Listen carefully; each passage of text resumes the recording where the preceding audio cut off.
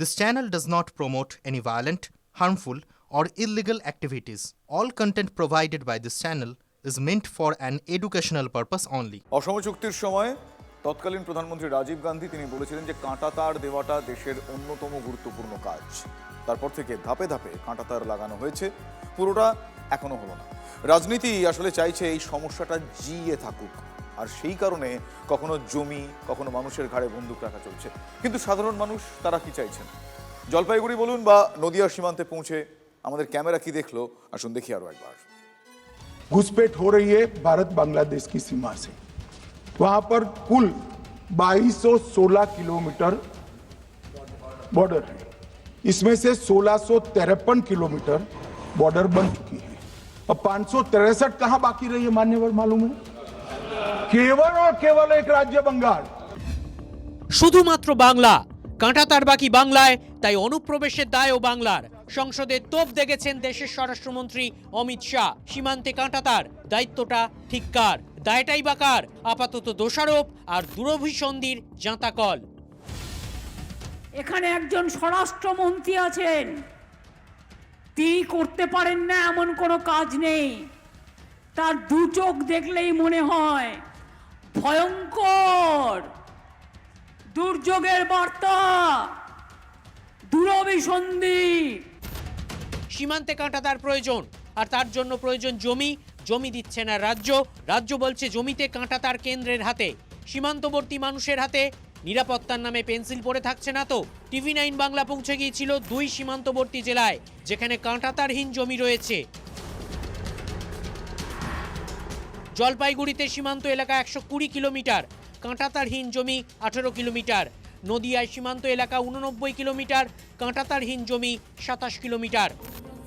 জলপাইগুড়ির দক্ষিণ বেরুবাড়ি গ্রাম পঞ্চায়েত এলাকা, গ্রামের মধ্যে দিয়ে যাতায়াত করতে করতে আপনিও বুঝতে পারবেন না কোনটা ভারত আর কোনটা বাংলাদেশ।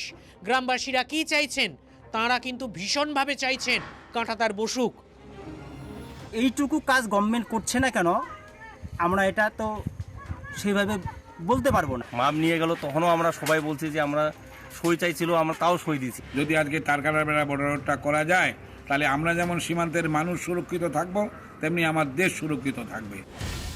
জলপাইগুড়ির মতো একই এলাকা নদিয়ার কৃষ্ণগঞ্জ, মাঝদিয়া, গেদে কিছু অংশে কাঁটাতারের বেড়া রয়েছে, কিন্তু বেশিরভাগ অংশে নেই।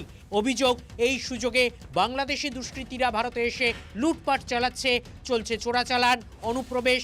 এখানে স্থানীয়রা জমি দিতে রাজি, উল্টে কেন নেওয়া হচ্ছে না এই প্রশ্নও তুলছেন স্থানীয়রা।